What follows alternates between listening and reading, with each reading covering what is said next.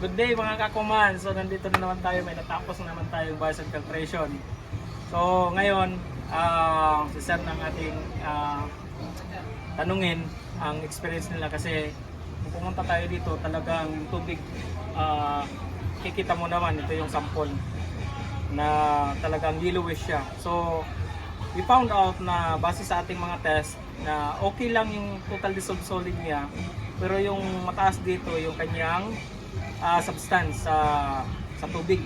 So, ibig sabihin, may mga ano siya, may mga iron, makalawang siya, at saka may amoy. So yung struggle dito nila sir, talagang hindi magagamit yung tubig. Saka ano talaga, kailangan nila ng filtration talaga. So ngayon, natulungan natin sila.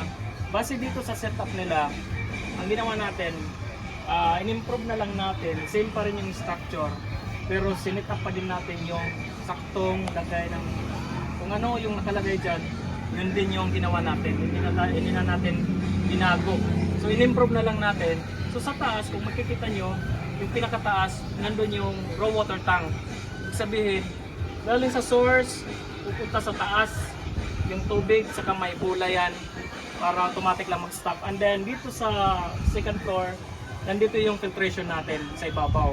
Saka mayroon siyang isang storage na pupundo ng malinis sa tubig at saka pupunta siya dito sa top floor na to. So ngayon, dahil natapos na natin ito, si sir na yung ating tatanungin. Sir, yung experience mo sa tubig nyo, ano yung masishare nyo nung ano natin, masetup ito? So far sir, yung una talaga na tubig namin, pag yung unang labas niya sir sa kuan sa gripo is ganito.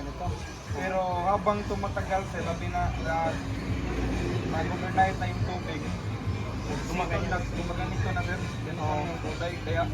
Kaya naman sir, karwas kami dito, tapos ganito yung quality ng tubig namin. Nalinis kami, tapos yung nilinis namin na tubig is madumi. Kaya nag-isip kami sir kung ano yung maganda, pwedeng gawin.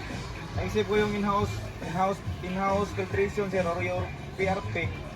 Kaso sir, mas nakita ko yung YouTube channel mo sir na sa Aquaman sir, na maganda siya kasi clear talaga yung tubig sir.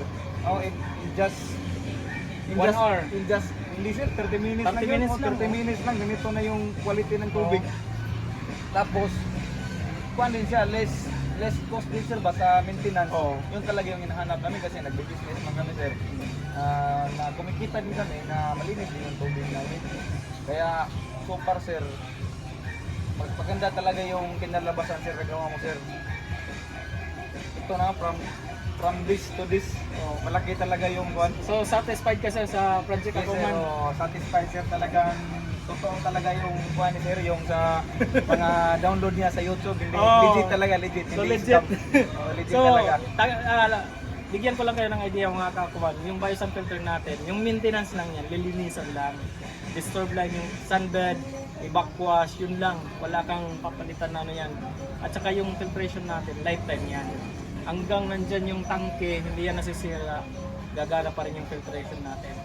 So, yung mga nagtatanong, maghingi lang ako ng taon na hindi ko kayo lahat masagot kasi dami nating pinupuntahan, saka dami din nating mga event, kung ano-ano lang. So, ano na lang kayo, request na lang kayo, bibisitahin ko kayo kung gusto nyo. So ngayon, isa naman itong success natin sa Project Aquaman sa ating technical support na mayroon namang malinis na tubig na ating na-provide. Ito lang yan sa Palo. Sa Palo na nito, pangatlo na yata po sir sa Palo. Yung dalawa household, iba to na sir. First time to na set up na ganito na may washingan. So ako nga na-amaze. Ako yung gumagawa ng film, pero na-amaze talaga ako sa quality.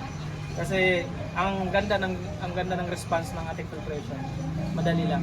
So sir, maraming salamat. Sir, thank you sir. Congratulations. Thank you sir. Right.